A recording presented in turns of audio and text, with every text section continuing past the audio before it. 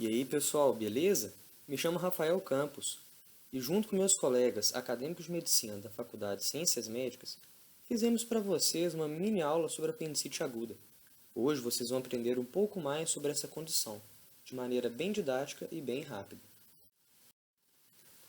Bom, por definição, a apendicite aguda é a inflamação do apêndice secal, que está localizado na primeira porção do intestino grosso, ou seja, no quadrante inferior direito do nosso abdômen.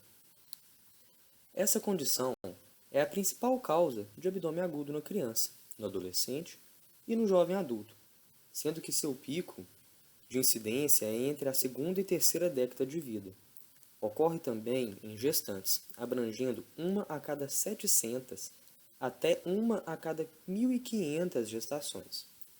E é importante vocês saberem que a apendicite aguda é uma condição muito frequente e que aproximadamente 12 a 25% da população será submetida à apendicectomia, ou seja, a retirada cirúrgica do apêndice, que ainda vou falar posteriormente.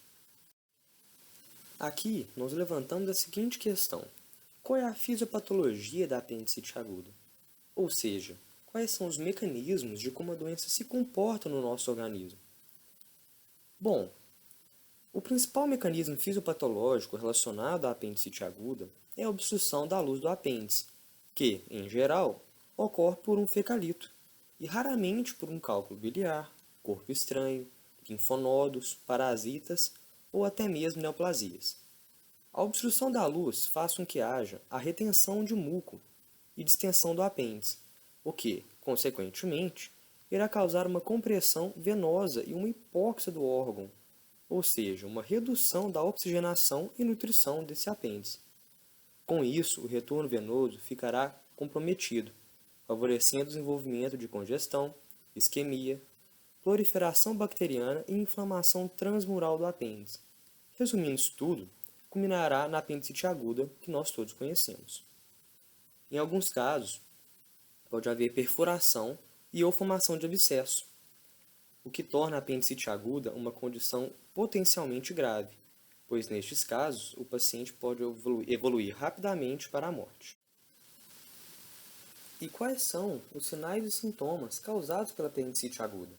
Trouxe aqui para vocês 4 pilares. Bom, o paciente vai apresentar uma dor localizada na região epigástrica ou periumbilical, que inicia-se subitamente e é quase sempre acompanhada de náuseas e vômitos. Algumas horas depois, a dor se estaciona na fossa ilíaca direita, ou seja, lá no quadrante inferior direito, o que indica um comprometimento peritônio periapendicular, ou seja, a apendicite já está realmente instalada.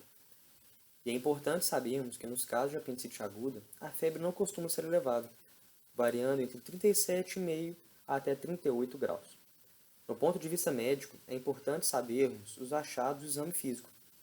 A palpação abdominal encontra-se dor na fossa ilíaca direita, no ponto de McBurney, hipersensibilidade e defesa muscular nessa região.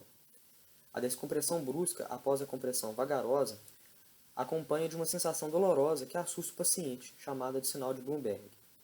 Outra manobra que pode provocar dor na região da fossa ilíaca direita é a palpação profunda e ascendente do hemicólon esquerdo, chamado sinal de Rovsing. Na maioria das vezes, os movimentos peristálticos ficam inibidos, com desaparecimento dos fluidos hidroaéreos, ou seja, haverá um silêncio abdominal. Então, todas as vezes que houver suspeita de apendicite aguda, em caso de dor forte e localizada no lado direito, na parte baixa do abdômen, procure ajuda imediatamente, pois a apendicite pode evoluir em algumas horas e pode levar à morte se o paciente não for tratado a tempo. Caso você for um profissional que atenderá o paciente com suspeita de apendicite, é importante e necessário ter em mente outras doenças que possuem quadro clínico parecido, como por exemplo a diverticulite perfurada, a cólica ureteral e, nas mulheres, ruptura do folículo de Graafi, salpingite, anexite aguda e gravidez ectópica. E para não haver equívoco, o médico então deve explorar bem a história clínica e ter em mente todos os critérios diagnósticos, que eu vou explicar em breve. Então, como é feito o diagnóstico? O diagnóstico é essencialmente clínico, sendo possível identificar hiporexia, desconforto periumbilical, dor em fossa ilíaca direita, náuseas, vômitos e febre tardia, pois se a febre for no começo do quadro, pode não ser apendicite aguda. No exame físico, é possível que haja um sinal de Bloomberg positivo, como visto aí na imagem à sua direita. Ou seja, o paciente vai apresentar uma dor à descompressão brusca no ponto de McBurney. Ou sinal de Hove-5 positivo, em que, com a palpação do quadrante inferior esquerdo do abdômen, desencadeia uma dor no quadrante inferior direito, devido ao deslocamento do ar que leva à movimentação do apêndice inflamado. Porém, quando os sinais e sintomas e exame físico deixarem dúvidas ou para ressaltar o diagnóstico, pode-se fazer exames laboratoriais e de imagem. É importante ressaltar que esses exames complementares não devem adiar a intervenção cirúrgica, e a ausência de alterações dos exames complementares não exclui o diagnóstico de apendicite aguda, pois a clínica, neste caso, é soberana.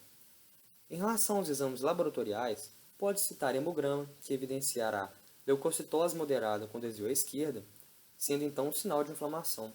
No exame de urina, muitas das vezes pode vir normal, porém quando o apêndice inflamado localiza-se adjacente à ureter e à bexiga, o paciente pode ter piúria, ou seja, pus na urina, ou hematúria, que é a presença de sangue na urina. Já em relação aos exames de imagem, podem ser feitos ultrassom e a tomografia computadorizada, chamada TC, sendo que o diagnóstico ultrassonográfico da apendicite aguda depende do estágio anatomopatológico dessa, sendo melhor vista quando o apêndice está com a parede espessada, edemaciado, com diâmetro transversal maior que 6 mm e não compressível. À direita aí vocês podem ver então um exemplo de apendicite aguda pelo ultrassom. Já no outro método, ATC, possui acurácia global de 90 a 98%, sendo que a ausência de visualização do apêndice em uma TC, 98% das vezes está associada a um apêndice normal. Entretanto, tem como desvantagem o custo ou uso de radiação e nem sempre é de fácil acesso. À direita de vocês aí, vocês também podem ver uma imagem de uma tomografia computadorizada em que há a presença de apendicite aguda. Na literatura, ainda não foram comprovadas medidas que possam realmente prevenir a apendicite aguda. Portanto, isso torna ainda mais importante que a população esteja muito bem informada para saber reconhecer os primeiros sintomas da doença e que o diagnóstico seja feito precocemente, antes de gerar complicações. E como é feito o tratamento da apendicite? É um tratamento feito cirurgicamente, procedimento chamado apendicectomia, como já citado por mim anteriormente, lá no início da apresentação. Esse procedimento pode ser feito de duas formas, a via laparoscópica e a via laparotômica. A primeira via, que é a via laparoscópica, vocês podem ver aí na imagem esquerda. É uma via minimamente invasiva, ela possui maior acesso às outras cavidades, às outras áreas da cavidade abdominal, ela possui uma melhor amplitude e mobilidade para o cirurgião, entretanto, ela nem sempre está disponível. Por quê? Por ser um procedimento mais complexo, demanda um cirurgião capacitado e um local adequado com todos os materiais necessários. Já a via laparotômica, que é a via do lado direito, é a via de cirurgia mais rápida e mais fácil, em que realmente é um corte com bisturi ou com eletrocautério.